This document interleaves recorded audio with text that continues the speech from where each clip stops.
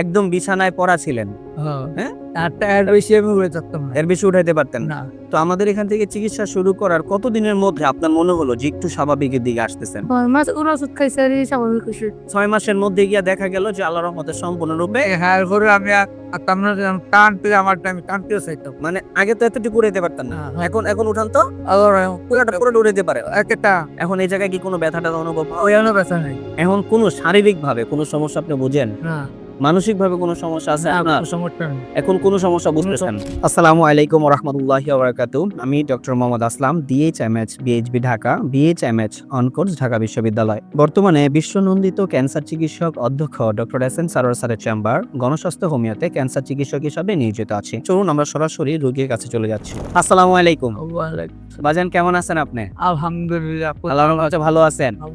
আচ্ছা বাজান, আপনার নাম কি? আব্দুল রব, আপনার বাবার নাম কি? নেজারি মাঝি, নেয়াজ আলী মাঝি। আপনার মায়ের নাম?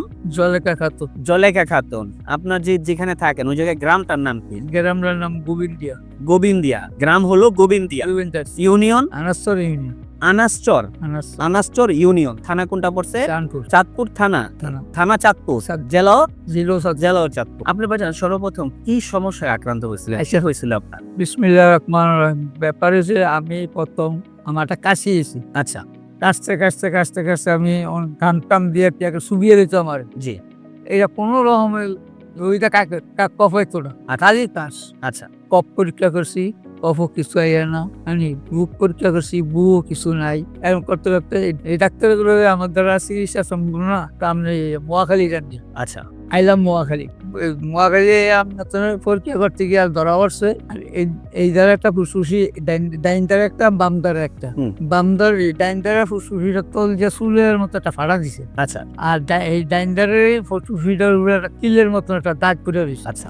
পরে উনি কি বললো আপনাকে? অনেকগুলো আপনি এটা ক্যান্সার। আচ্ছা আচ্ছা ক্যান্সার আপনি এখন কাজ করেন, সাইডটা শুইলন, সাইডটা শুইলে আমরা কমে দিবি। মানে কেমন হওয়ার কথা বলতো আর কি? আমি জিঙ্গাই সুইর দাম কত? ক্যাশার দাম 20,000 দিয়ে। এক একটা 20,000 টাকা করে, মানে এক একটা কেমন 20,000 টাকা করে বলবে। আচ্ছা আমরা তো বললাম তো ঠিক আছে, কয় সাইডটা সারবো, সাইডটা না সারলে আর 3টা লওয়া লাগবে। আচ্ছা আচ্ছা। আমি একটু আস্তে আস্তে বাড়ে, হুম। কমে না তো। হুম। তো ঠিক আছে, আমি বাসায় যাই, গিয়ে আমার সিপুত আছে, আমি ব্যাকটেরিয়া ভরবো। আচ্ছা আচ্ছা হ্যাঁ জি। তোরা কি করবি? কি মহাখালী হাসপাতালে যাবি না কোনো যাবি? আচ্ছা তখন এই জ্ঞান করলো যে জগবাড়ির মসজিদ এক ইমাম সাহেব আছে। এই ইমাম সাহেব আপনার তো হচ্ছে ক্যান্সার।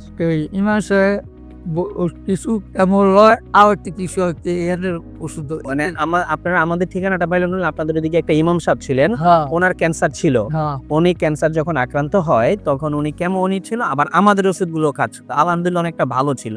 পরে উনি আপনাদেরকে আমাদের ঠিকানা দেয়, পরে ওই ঠিকানায় আপনারা আমাদের এখানে আসেন। আমাদের এখানে আসছেন আসতে কত মাস আগে?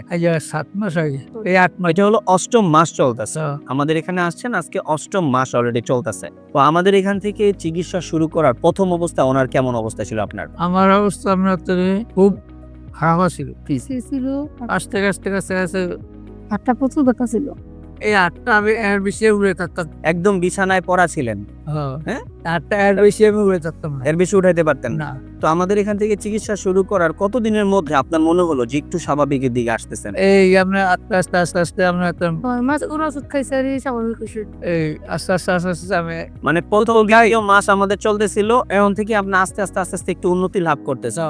6 মাসের মধ্যে গিয়া দেখা গেল যে আল্লাহর রহমতে সম্পূর্ণরূপে। হ্যাঁ, এরপরে আমি থাকতাম না, টানতে আমার টাইম টানতেও চাইতাম। মানে আগে তো এতটুকু উড়াইতে পারতেন না। এখন উঠান তো আবার পুরোটা উড়াইতে পারে। একটা এখন এই জায়গায় কি কোনো ব্যথাটা অনুভব হয়? ওয়ানো ব্যথা নাই। এখন কোনো শারীরিক ভাবে কোনো সমস্যা আপনি বুঝেন? না, মানসিক ভাবে কোনো সমস্যা আছে আপনার? কোনো সমস্যা নেই। এখন কোনো সমস্যা বুঝতেছেন? আমরা প্রায় রোগীদেরকে বলি আপনারা আমাদের এখান থেকে টোটাল 4 মাস ওষুধ খাবেন, আল্লাহ চাহে তো 4 মাসের মধ্যে অনেকে মাফ করে। আমি এখানে চিকিৎসারত অবস্থাতে আমি দেখেছি যে 2 মাসে অনেক রোগী ভালো হয়। আমি 28 দিনে ব্লাড ক্যান্সার ভালো হতে দেখেছি। আবার অনেক রোগীর ক্ষেত্রে 5 মাস, 6 মাস, 8 মাসও লাগে। যেমন এই রোগীর ক্ষেত্রে অলরেডি 7 মাস লাগছে। 7 মাস ধৈর্য সহকারে ওষুধ খাওয়ার ফল আজকে আলহামদুলিল্লাহ এই রোগীটা সম্পূর্ণরূপে সুস্থ।